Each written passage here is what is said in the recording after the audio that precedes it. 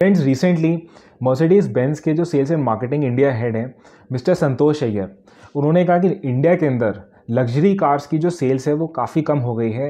And इसका जो major reason है, one of the major reason is कि इंडिया के अंदर जो काफ़ी सारे लोग हैं वो अपनी इन्वेस्टमेंट्स म्यूचुअल फंड्स के अंदर एसआईपी के फॉर्म में करने लगे हैं, यानी कि वो अपनी इन्वेस्टमेंट्स को तोड़ना नहीं चाहते just to purchase a luxury car.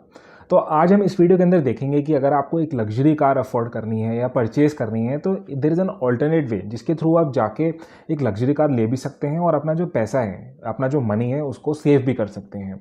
तो वो कौन सा तरीका है, हम आइए इस वीडियो के अंदर डिस्कस करेंगे। तो hello friends, welcome to my channel simply money. और आपने अगर अभी तक इस चैनल को सब्सक्राइब नहीं किया है तो kindly subscribe to it. Now let's begin with our video. Luxury car को परचेज करना काफ़ी लोगों का एक बिग ड्रीम होता है। उसके लिए वो अपना एक फाइनेंशियल गोल को सेट करते हैं और उसके अकॉर्डिंगली अपनी जो इन्वेस्टमेंट्स भी करते हैं। नाउ काफ़ी लोगों के लिए जो है कार को परचेज करना एक डिप्रिशिएटिंग एसेट होता है, वो उसे डिप्रिशिएटिंग एसेट मानते हैं। वो कहते हैं कि ये एक ऐसा एसेट है जिसकी वैल्यू कम होती जाती है और वो उसको एसेट ही नहीं कंसिडर करते हैं। तो आपको डिफरेंट लेंसेज के थ्रू काफ़ी लोग अपना आर्ग्यूमेंट करते हैं, लेकिन इस वीडियो के अंदर हम उसके न्यूएंसेस में नहीं जाएंगे कि आपको लग्जरी कार खरीदनी चाहिए या नहीं खरीदनी चाहिए, क्योंकि वो एक पर्सनल रीज़न भी हो सकता है। काफ़ी लोगों को वो डिफरेंट रीज़न से उसको परचेज़ करना चाहते हैं। अगर हम इस बात को समझें तो हमें ये भी देखना है कि 50-60 लाख्स की कार को अफोर्ड करना इज़ ऑल्सो नॉट ईजी। तो आपके पास ऑल्टरनेट ऑप्शंस क्या हैं? One of the alternate options ये हैं कि आप नई कार परचेज़ करें। आप उसको लोन पे ले सकते हैं जिसके लिए आप इंटरेस्ट फिल कर सकते हैं, बट इसको करने से आपकी काफ़ी सारा लमसम या फिर आपको अगर आप पीरियोडिकली अगर आप लोन्स देंगे तो आपका कहीं ना कहीं आप अपनी सेविंग या इन्वेस्टमेंट्स को हिट कर सकते हैं। तो एक ऑल्टरनेट ऑप्शन जो आजकल बहुत ही एडवांस्ड हो गया है, काफ़ी लोग इसको यूज़ भी कर रहे हैं, is to buy a pre owned car, यानी कि सेकंड हैंड कार्स को आप परचेज़ कर सकते हैं। मैं ऐसा इसलिए कह रहा हूँ आपको, मैं आपको एक छोटा सा एग्जांपल दे रहा हूँ। इस एग्जांपल से बताता हूँ, जैसे ऑडी A6 कार है, उसको अगर आप 2022 प्रेजेंट मॉडल लेंगे तो आपको ऑलमोस्ट 72 लाख्स की कॉस्ट करेगी। बट सेम कार अगर आप 2020 मॉडल यानी कि 2 साल पुरानी लेते हैं तो आपको वो सिर्फ 50 लाख्स में मिल जाएगी, यानी कि आपको ऑलमोस्ट 20-25% का जो है वो एसेट जो डिप्रिशिएट कर गया है 2 साल के अंदर। तो इस तरीके से अगर हम देखें तो अगर आपको ऐसी एक कार मिल जाए जो लग्जरी कार हो और अफोर्डेबल रेट्स के अंदर, बट आपको कॉम्प्रोमाइज़ करना पड़ेगा थोड़ा सा टर्म्स ऑफ उस कार की एज के लिए। अगर आप इस चार्ट के ऊपर फोकस करेंगे तो इस चार्ट में मैंने कुछ एक कंपनीज जो हमारी क्लासिक मॉडल्स हैं उसको कंपेयर किया है। 5 साल के अंदर ऑलमोस्ट आपको 50-55% जो है आपको एसेट आपको डिस्काउंट पे मिलेगा। तो लेट्स कंपेयर दिस प्राइसेस। आपको ऑडी Q3 जो कि आपके 22 मॉडल के अंदर आपको मिलेगी ऑलमोस्ट 54 लाख्स की। सेम अगर आप 2017 यानी कि 5 इयर्स पुरानी कार लेते हैं सेकेंड हैंड कार्स तो आपको वो मिल जाएगी 22 लाख्स के अंदर, यानी कि आपको डिस्काउंट ऑफ ऑलमोस्ट 60%।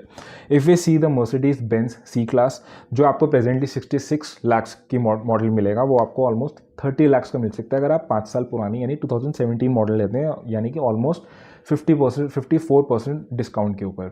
ये जो हमने फिगर्स आपको पता है ये कार वाले और car-देखो.com से आए हैं, जिसके अंदर हमने डिफरेंट कंपनीज़ के मॉडल्स को कंपेयर किया है। सीधा सा मतलब कहने का मतलब ये है कि आप अगर अपनी कार के एज को कॉम्प्रोमाइज़ कर सकते हैं तो आपको एक अफोर्डेबल लग्जरी कार्स मिल सकती है आधे यानी कि 50-60% डिस्काउंट के अंदर, अगर 4 to 5 ईयर्स पुरानी कार लेते हैं। लेकिन हम ये बात तो चलिए हमें समझ में आ गई कि हमें 50-60% डिस्काउंट मिल रही है, 2017 यानी कि 4 से 5 साल पुराना हम ले सकते हैं। लेकिन काफ़ी लोगों को लगता है यार कि हम पुरानी कार क्यों लें, नई कार लेंगे जिसके अंदर कोई टेंशन नहीं है, हमें पता है कि एवरीथिंग इज़ गुड, उसका कोई एक्सीडेंट नहीं हुआ है या फिर कोई ऐसा बॉडी पार्ट है जो चेंज नहीं हुआ है। तो ये जो होता है कंफर्ट फैक्टर भी लोगों को चाहिए होता है, जिसके लिए मैं टोटली अग्री करता हूँ इस माइंडसेट से। लेकिन मैं आपको बताता हूँ कि काफ़ी ऑथोराइज्ड डीलरशिप्स भी हैं फ्रॉम द कंपनीज।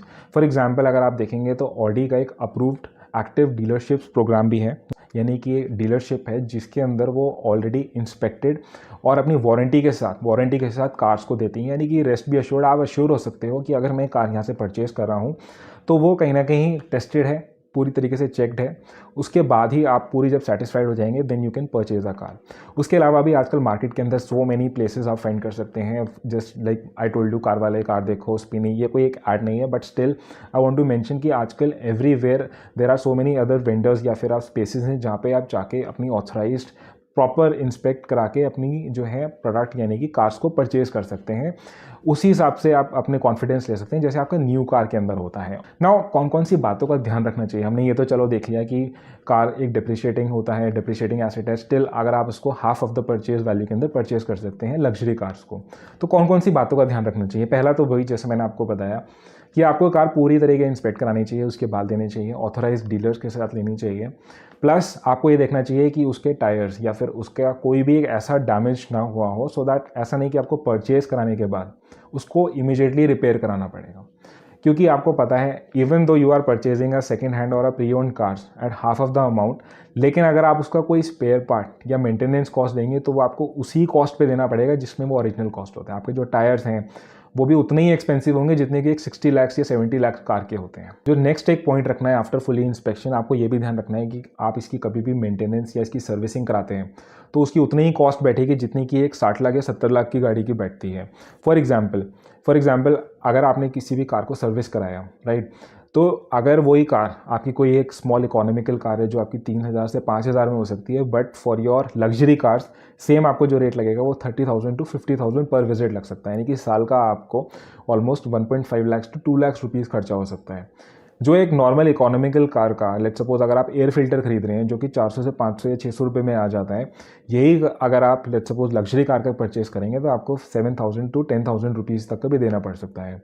तो अल्टीमेटली कहने का मतलब ये है कि आपको रेडी रहना पड़ेगा। If you are purchasing a pre owned car, अगर आप ले रहे हैं हाफ ऑफ द प्राइस, तो आप सिर्फ ये देख के नहीं आप उसको ले सकते कि आपको वो चीज़ सस्ती मिल रही है और मैं इसको अफोर्ड कर सकता हूँ। आपको अफोर्डेबिलिटी के लिए उसको आगे मेंटेनेंस और रिपेयर भी देखना पड़ेगा। और स्पेशली क्योंकि आप एक पुरानी कार खरीद रहे हैं तो आपको ये भी देखना पड़ेगा कि इसके जो स्पेयर पार्ट्स हैं वो ईजिली अवेलेबल हैं, जो इसके डीलर्स हैं, इसके सर्विस सेंटर्स हैं, वो ईजिली अवेलेबल हों, सो दैट आप उसकी रेगुलर आराम से सर्विस करा पाएँ। बाकी एक मैं इंपॉर्टेंट एक आपको और फैक्टर बताता हूँ कि अगर आप इंश्योरेंस कराते हैं, जैसे इंश्योरेंस भी एक बहुत बड़ा खर्चा होता है।